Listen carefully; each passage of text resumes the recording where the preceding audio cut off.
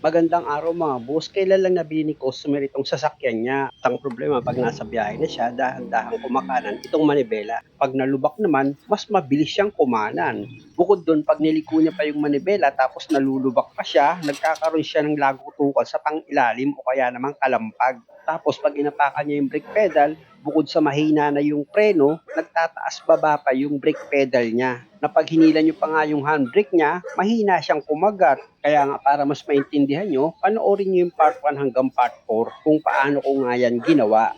Balik na ako sa trabaho mga boss dahil nga sa nailagay ko na yung map sensor nito. Ito naman ang ilalagay ko, yung filter ng solenoid valve. Kasama na siyempre yung pinaka-cap niya. Ipakapit ko na yan sa thread niya, tapos gamit niya itong Allen wrench. Tsaka ako ngayon hihigpitan itong cap ng filter. At para sigurado ako na mahigpit itong cap mga boss, kung makikita nyo, gumamit ako ng extension dyan. Tsaka ako idinuktong dito sa Allen wrench para mahigpitan ko maigi itong cap niya. Sunod ko naman sa ilalagay itong solenoid valve. Siguraduhin nyo mga boss na yung o-ring nitong solenoid valve, pinahiran nyo siya ng langis para pag idiniin nyo yan, hindi masira yung o-ring niya. Tapos, ilagay nyo na ngayon itong bolt na number 10 para itong solenoid valve, hindi na siya mabunot. Gamit ka dyan ng box wrench na number 10 para ma-final mo na yung higpit.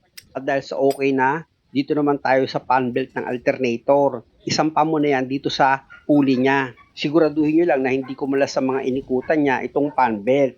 Para pag itinulak nyo itong fan belt papaabante, maipatong nyo na agad itong fan belt nyo. Ayan mga boss, naisampa ko na itong fan belt dito sa pulley ng alternator. Ilapit ko itong camera mga boss para makita nyo na okay yung mga inikutan nitong belt dito sa mga pulley niya. Hindi naman siya bumitaw. Kaya ang susunod kong gagawin dyan, ibubuka ko na itong alternator para itong belt mag-adjust na siya. Ayan o, gumamit lang ako ng kahit anong klaseng bakal na pwedeng panikwat dito sa alternator para bumuka. Tapos itong alternator adjuster niya, inilagay ko na rin. Tsaka ako isinunod ilagay itong nut niya na number 12. Dito naman sa alternator mga boss, yung bolt na number 12 din, ipinakapit ko na yan sa thread niya. At para hindi na gumalaw itong adjuster, hinigpitan ko na itong nut na number 12. Tapos kumuha ulit ako ng panikwat mga boss para maibuka ko itong alternator at may adjust ko na yung belt. Sa pag-adjust ng belt mga boss, dapat lagyan nyo pa rin yan ng clearance. Huwag yung sobrang higpit sa pagkaka-adjust ng belt ng alternator. Dapat meron siyang play kahit papaano, hindi siya masyadong mahigpit. Pwede kasing maputol yung alternator belt mo pag sobrang higpit o kaya naman yung bearing, pwedeng magkaroon siya ng ugong. Siyempre naman, itong socket wire ng solenoid valve mo, huwag mo kalimutang i-connect yan. Na pag okay na, pwede mo na ngayon ilagay itong engine cover niya. O yan mga boss, napakadali lang ilagay nitong engine cover. Meron naman siyang guide. Pagtapos mo ang ilagay yan, yung mga tinanggal muna nut dito sa engine cover mo, ibalik mo lang. Tapos gamit yung socket wrench mo na number 10, i-final mo na yung higpit dito sa apat na nut ng engine cover mo. O di ba? Tapos na, basic. At dahil sa okay ka na dyan, pwede mo na ngayon ilagay itong wire dito sa negative terminal ng battery mo. Saka mo higpitan yung nut yan para hindi maluwag itong terminal mo. Pag okay na, punta na ako dito sa loob ng sasakyan ni customer para pa-start ko na itong makina.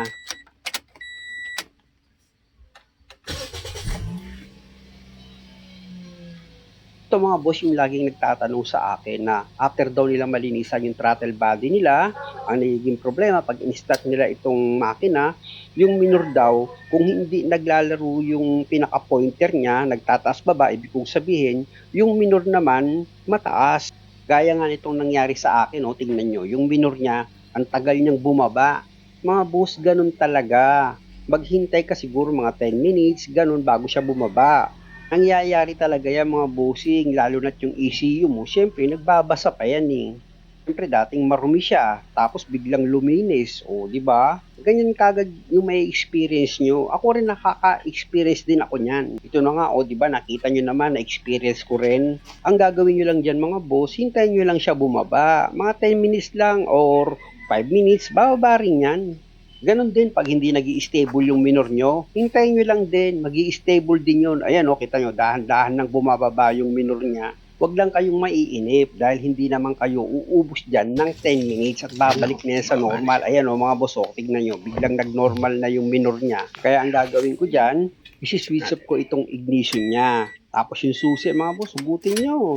Tsaka nyo ngayon ibalik, tapos start nyo na itong makina. Ganun lang gagawin nyo. O tignan nyo. Pagka-start ko, pansinin nyo, dahan-dahan ng bababa yung minor niyan. Ibig sabihin, bumalik na siya sa normal. O di ba?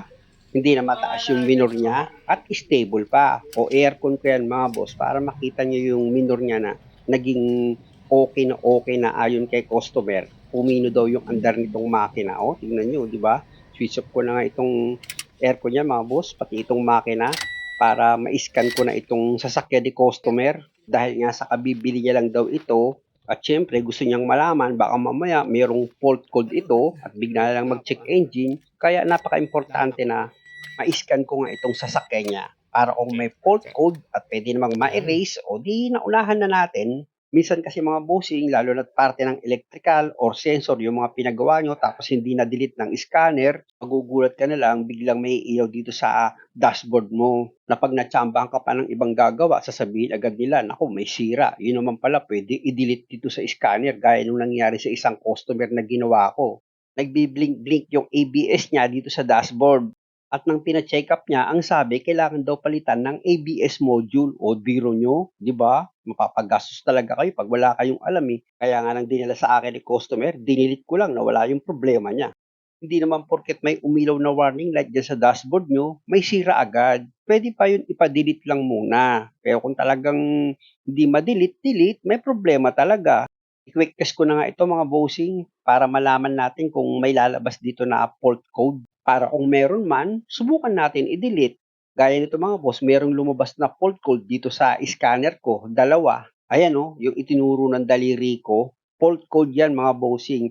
Ilagay ko yan sa report para malaman ni customer kung ano yung fault code. Ayan siya mga boss. After mabasa ni customer, sabi ko sa kanya, punta naman tayo dito sa erase para maklear ko nga yung lumabas na fault code. Ayan, clearing na, waiting kami sa result. At ito na yung lumabas na result. Clear DTC has been completed. Ayan mga boss, kung makikita nyo, wala na siyang fault code. Sabi ko nga kay customer, ulitin nga natin. Kasi nga natin kung totoo.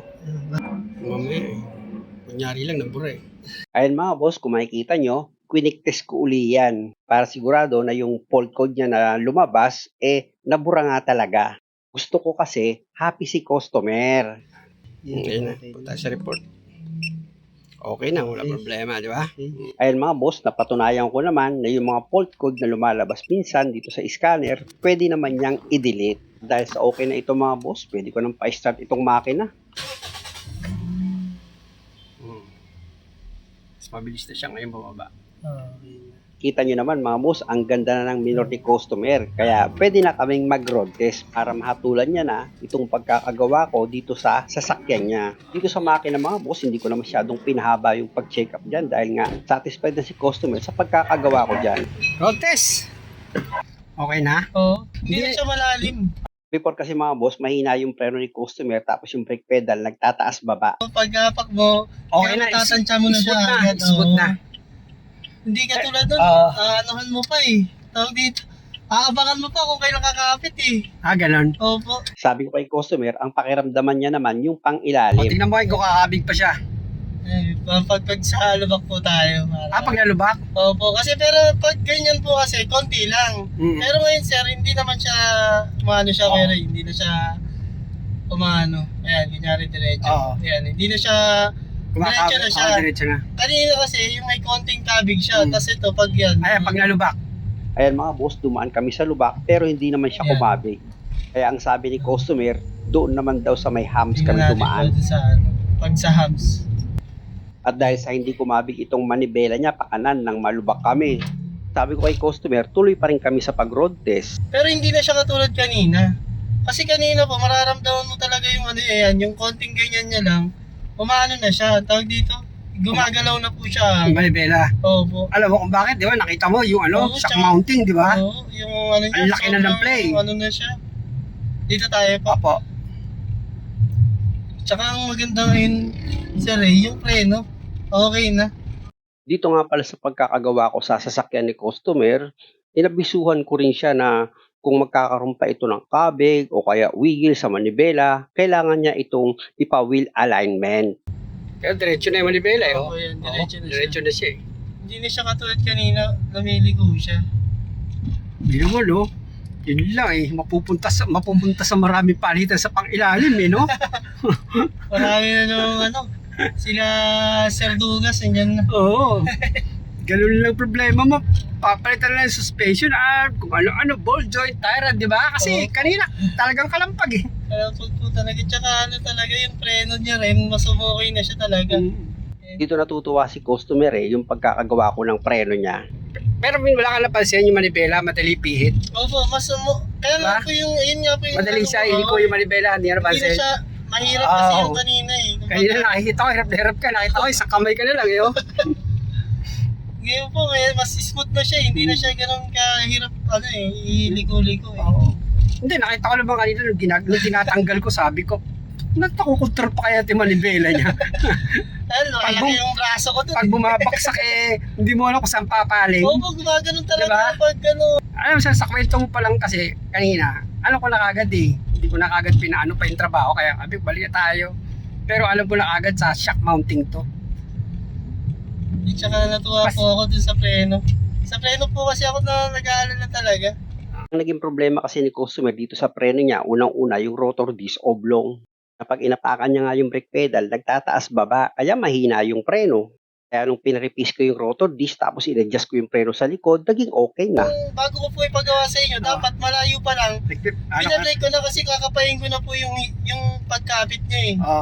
Eh ngayon po kahit medyo malapit, matatansya mo na siya kasi... Saka yung kanila, yung pag napapadatay at malit lang na lubak, hindi mo narinig yung sabi ko sa'yo, may Oo, kumakalansing. yun nga po yung... Yung brake caliper, di ba? Yun nga po yung Maluwag. hindi ko narinig. Sabi ko, pambira to, nag-drive din niya narinig yung kalansing. Oo, Kaya tinawag kita eh. Pinakita ko sa inyo yung kalansing na naririnig ko. Hindi ko lang mapangalanan kasi first time ko ma-encounter na PMS itong sasakyan mo, tapos maluwag yung preno. Opo, Yung yun. brake caliper, di Yun nga nakikita. po eh. Kaya ano nga rin po ako sa inyo na narinig niya yun. Ako nga, hindi ko narinig. Hindi, rinig ko yun. Balik na Oo. tayo, sir. Dito na tayo. Oh. Pwede na tayo. Oh, di ba? Lambot. Oo. Di ba? Lambot oh. Hindi siya katulad ng Di ba? Basta tumigas ang malibela, tapos meron siyang umiingay. Tandaan mo, shock mounting yung ano ko niyan. Lalo at wala namang sira sa pangilalim. Hindi, ang ganda po. Ang ganda, gumanda yung manibela ko. Hindi talaga... Di ba? Hindi siya katulad nung unang gamit ko nito. Hindi alam sa akin. Oo, doon nga ako nag-aalala po kasi pag gumano yung manibela gumagalaw eh. Alright na siya pag gamitin. Tsaka pag isang kamay ko, mabilis na, hindi na katulad kanina. Parang may dumbbell akong nililiko. Sabi ko tama yung ko sa estimate ko na maliit lang ang problema nito. Tingnan mo sa harap, umangat na oh. Opo, sabi nga ng misis ko, sabi niya, tumaas na. Oh, di ba? Tama yung sinabi ko sa iyo, umpisa pa lang. Paano kasi yung mounting parang pitcha pa yun na pit-pit. Pit-pit na yun. Yung ganda talaga ng play. Smooth na ba siya? Smooth na. Galing. Bilib na bilib ako sa isa eh. Kaya wala pa akong sasakyan, pinapanood na talaga kita eh. Pero Galaw ko kung lang eh. isipin nyo, Sir Ray, kung sa iba nyo pinagawa. Nako po. Yung ganung dami ng kalampag ng sasakyan mo, daming ayun nga po yung problema. Problema mo yung pagpihit ng manibela, problema mo yung pagliko, problema mo yung preno. Nako, ewan ko lang, kung hindi ka umiyak sa gastos. Kaya sinasabi ko sa misis ko, kahit na matagalan tayong mag-schedule dyan kay Sir Ray, dyan tayo magpagawa. Pero ganda, sir, ayos. Ayos na? Ayos na ayos, sir. Satisfied? Oo, satisfied. At dahil nga sa okay na itong sasakyan ni customer, na sa awa at tulong ng Diyos, naayos na yung mga pinoproblema niya dito sa kanyang sasakyan. Muli, maraming salamat sa panonood. Na sana sa bawat video na ginagawa ko, lagi kayong nakakakuha ng idea. At syempre naman, kung maaari, huwag nyo naman sanang kalimutang mag-subscribe sa channel ko. Maraming salamat ulit.